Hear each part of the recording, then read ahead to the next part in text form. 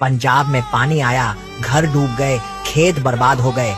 Army और NDRF ने तो जान लगाकर लोगों को निकाला, पर उसके बाद जो नजारा दिखा वो हिस्ट्री में लिखने लायक है। लंगर में एक ही पंगत में सिख, हिंदू, मुस्लिम सब साथ बैठे थे। रिलीफ कैंप्स में बच्चे हंस रहे थे और लोग मिलकर सफाई कर रहे थे। कोई दवा बांट रहा था, कोई खाना, तो कोई बस कंधा दे रहा था। और भाई, ये यूनिटी इतनी स्ट्रांग थी कि जो लोग नफरत का जहर घोलने आए थे उनकी आवाज़ वहीं दब गई। विलेजर्स ने खुद वीडियो डालकर बोला, हमें पॉलिटिक्स नहीं चाहिए, हमें साथ रहना है, हमें अपने खेत खलिहान फिर से हरे भरे चाहिए।